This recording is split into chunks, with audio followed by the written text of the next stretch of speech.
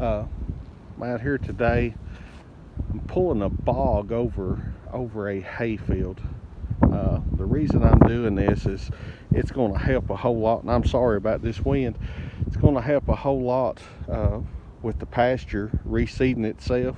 It breaks the ground up a little bit, and it's going to allow the water to get in the ground instead of just running off. You've heard of soil compaction, and a lot of times that's what happens in hay fields and pasture fields and things. So got the McCormick out, and what I've got here, I've just got a hitch and pull type bog. Now you can offset this bog to make it really plow the ground up, so to speak. You can tell I've run over that spot a couple of times, just chucked a little bit of dirt out, but I've got this bog just going just straight, or as straight as it can go. And what it does, I'll show y'all. Done pulled some a little bit this morning. I pulled some the other day. You can see those lines in the ground there. Now that don't look like a whole lot, but if we get down here, back that camera back out, see that line in the ground? I'll stick my finger down in this line. It's cutting that deep into the ground. That's going to allow that water, instead of just running off of the field, to actually get in the ground. It's going to help it a whole lot, allow it to retain that water instead of, like I say, it just running off and going into the holler down there. So it should help a whole lot with hay, especially as high as fertilizer is going to be this year. Even if you put fertilizer on, that's going to allow it to get straight down to the roots of the grass. It's going to help a whole lot. I'm going to fire this tractor up and try to run it just a little bit here. Don't have a thing where I can mute it or anything like that, but I'm just going to and let y'all kind of see what it looks like from up top. Like I say, it's minimal damage to the ground. It's going to break those grass roots up as well, let it multiply back, but it allows a place for the water to get down. It's not going to damage it, it'll get right back. The only damage you'll see is like right here where that's kicked out of the ground, and you can just go back and push that over if you wish. Be just fine. You know, a pasture aerator is a hole punch, they call them, a lot of them. It's one thing, it's going to put divots all in the ground. A pasture renovator is what I really wanted, and those things are so high, I just can't afford one. So this is the way that I renovate my pastures and hay ground.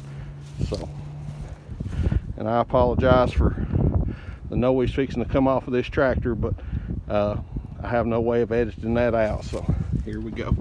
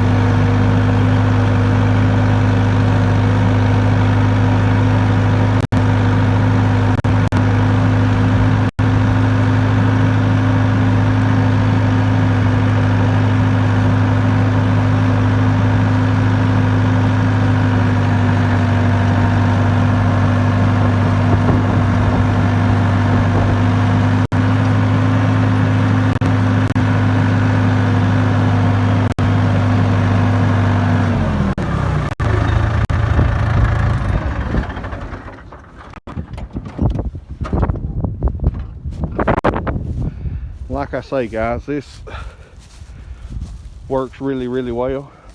You can see in the ground there, we're just pulling that free and up. Same thing over here. Got that idea from a neighbor of mine. Used it last year, and he's much wiser than I ever thought about being. Used that last year on a pasture field. Tremendous difference in the way it worked. Really pasture out good. The cows had a hard time keeping it to eat down. That was the only major difference that I had done with it. So I'm a firm believer in this. I know as high as diesel is, a lot of people won't be wanting to do this, but at the same time I also know fertilizer is higher. I'm not saying this replaces the fertilizer and lime, but every little bit helps. So for the amount of money I'll spend on diesel on this, I definitely will get my money back several fold over it. So all right, just wanted to share